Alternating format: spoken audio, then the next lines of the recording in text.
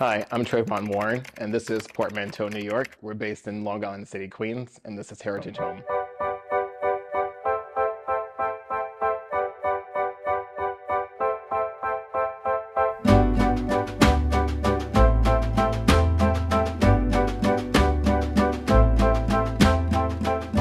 So one of my favorite pieces that we have in the studio is this 1940s steamer trunk from a student who attended Howard University. What I really love about this piece is just the handwriting on here, and it's the original pennants that are still included. And the reason why I love this so much as well is because we have our trunk in our personal collection at home, which we use as a coffee table. And this could be great for that, or you can also use it to display your TV or maybe some objects as well.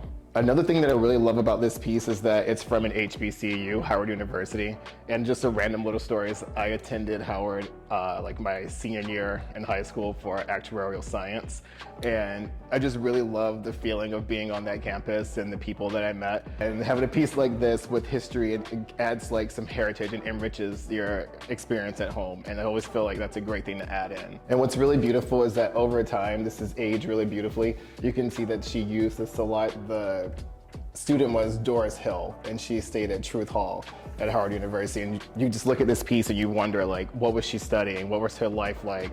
You know, clearly she went back and forth to school and back home a lot, which was somewhere up here in the tri-state area. And I just really love like the rivets on like along the edges here. So lamps are, I find, to be essential for building out your home. We specialize in vintage lamps. We're always on the look for them, especially ones that are unique, handmade, interesting, like this pair here, which is a male and a female bust that's carved and ebonized. So what's really beautiful is just like the detailing that you see in the hair and the swirls of the curls. And this is just something that you can't replicate now and you can't really find. And that's what we really love about vintage, is that people spent time and cared about their craft and making something beautiful, also functional at the same time, because these are sculptural on their own as well. And we found these at an estate in Marfa, Texas, where this guy collected over 600 vintage lamps. And when he passed, his friend set to liquidate his estate. And over 3 buying trips, we purchased about 80 lamps, all of which had to be shipped from Marfa, Texas back to New York, and none of them got damaged in the process. And my favorite lamp that we found there is no longer here, but it's in Elaine Walteroth's home. And it's this really beautiful, undulating, monumental parquetry lamp, which it's just like, it's all handmade. It's like individual pieces put together to create this really beautiful moment. So another recent find that we really love in the studio and think that everyone should invest in for their home is artwork. And this hand-painted piece from 1941 is just outstanding. It's a beautiful reclining nude where, for the most part, the artist has been kind of abstract in the way he rendered the body and like the brush strokes, but he paid like incredible attention to detail when rendering the face. Like the eyes are so realistic and kind of just jump out at you. And that's what you want to find when you're looking for a piece of art, something that just really speaks to you. Like if it's just a detail or the piece as a whole, you should just find things that resonate with you and your personal style. And then once you start finding those things, it's really easy to start building out your own collection of vintage at home. When you're building out your art collection or just any type of collection in general at home, it can be intimidating if you don't have like the tools or the know-how, the knowledge of what's what. But if you just go with what you love, that's the best way to go, because you shouldn't approach art from, oh, I need to get something because it's made by this artist or it costs this price point. Like, you need to love it at the end of the day, because trends come and go. People go in and out of favor. At the end of the day, remember, you're going to be the one who's living with it, so you should love it. Something that's really happening right now in the interior design and vintage/antiques world is folk art, and pieces that are made by hand by unnamed artists but deserve the same recognition of anything else that's being heralded within the art world. And this mirror is a great example of that. It's called tramp art. And so these pieces were created out of what was around. So for instance, when you see these mirrors or the boxes that you see often, they're made from leftover cigar boxes. And so people will individually like take a knife and chisel out and carve all of these details and then stack these layers to create these really graphic designs. And this one in particular is incredibly detailed and can, like, in comparison to what you'll see on the market. And we found the frame, added the mirrored panel to it, and I just think it's like an exceptional piece of art. But not attribute it to anyone, but still just beautiful.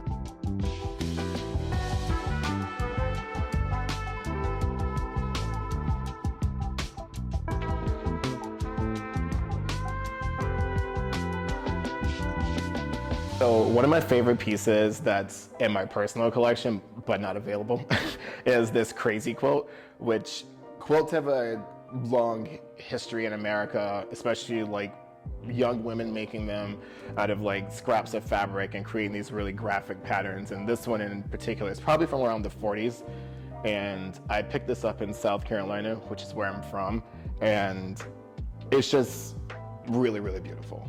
You can see like the squares that she created, the artist, when she made this and how she applied them, but it's just so unique because the patterns, they do repeat, but they don't at the same time. And then she has these beautiful little pom-poms all over it. And I got this from a thrift shop in South Carolina. I was just driving by and it was like half hair salon, half thrift shop. And when I walked in, no one was there, but I could hear a voice in the background. I could smell like all the hair products and everything in there. And then this older lady walks out and she's on the phone. I ask her, this is the only thing I found in the shop that I liked. It was pretty junky, to be honest. But you always find those gems in those places, and that's what I love about sourcing.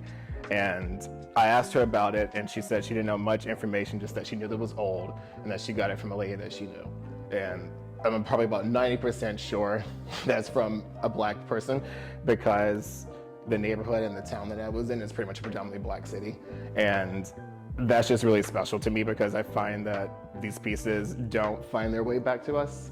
And I just want to keep this, even if I pass it down to someone in my family or do an exhibition at some point. But yeah, this is a keeper. Another piece that I love in our collection, and I think people are considering more for their homes, are bar cabinets and bar storage, as we're all entertaining more post-2020. And this piece is just really beautiful because the lines are so simple, but it's constructed in such a beautiful way. It's all veneer, and what I really love is just how the artist took care with making sure like the grain aligned in the front and creating this really graphic little inset here, which then carries down to the bottom cabinet as well. And you can't find anything like this on the market contemporary now, and if you do, it's going to be exorbitantly expensive. But if you go out and you go to your favorite or local antique shops, vintage stores, thrift stores, and get out there and start looking at things and finding details that you like and learning about craftsmanship, you can get lucky and find something like this. And what's really beautiful about it too is just that like everything is intentional with the design of the bar. The marble slab they added at the bottom to maybe help elevate the glassware so you can see it better, and then the tin-lined upper portion, which is great for like storage of the spirits and making sure they stay cool and they don't get like warm in here. Just made really, really well. And I just love this piece. So a piece that I really love, which I've said 10 times already because I love everything that we have, is this 1930s sports coat. This is just like a phenomenal piece that is like almost impossible to find on the market today. It's just the tailoring in this is like exceptional, and the details all around, like these beautiful Art Deco Talon zippers that basically are used everywhere on like the chest pockets, and also like the details in the inside where it's like all shearling lined. I went to FIT and studied fashion design, so clothing will always be something that I really love and I'm drawn to, especially things that are made very well. And that's why I'm so drawn to this piece. It's just top of the line in terms of like tailoring, and this probably wouldn't have been super expensive back then because people just cared about how they made things. And if you wanted to put something out there that was beautiful, functional, and would stand the test of time, which you just can't find on the market now. Like even at the luxury price point from like your favorite top designers, like the quality is not what it used to be. It's probably still pieces that are coming from made in China, or it's not, the quality of the materials are not great and they're using PVC and rebranding it as vegan leather, which is just wrong. Like the greenwashing terms. And it's like, instead of doing that and buying into the new way of these big corporations trying to sell you a green aesthetic, you can actually just do it yourself and go into a thrift store, go into an antique shop and find these pieces and bring them into your own wardrobe. And then I promise you, the more and more of this you buy, the less and less you'll buy a fast fashion, because you'll just learn to appreciate the quality and the details a lot more.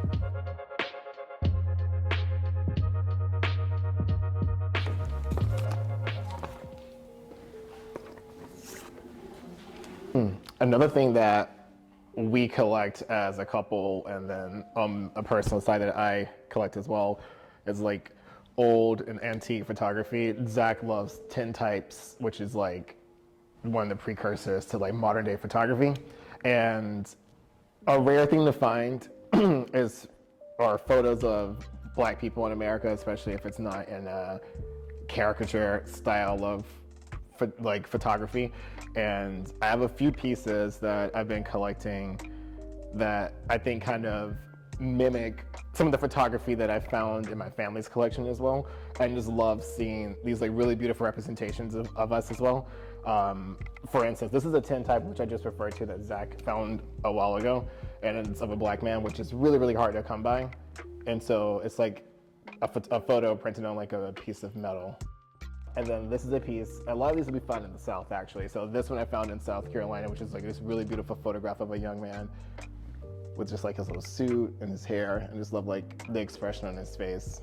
And this one I found recently, which I really love because she's reclining here, but finding photographs of people where they scratch someone out is like a really cool thing too, because it's like, who was that? Right. Why'd you scratch them out? What'd they do? Or was it just something that wasn't supposed to be in the photo instead of just like reshooting it?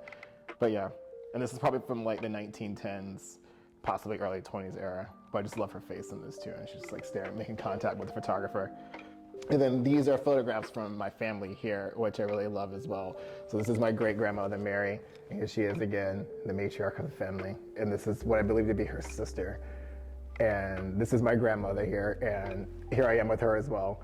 And this is her again from the 70s. But the 70s is like my favorite era. I just love the fashion and the style there. And just her with her afro fully picked out. And we both are Tauruses, so we have that we have a shared energy.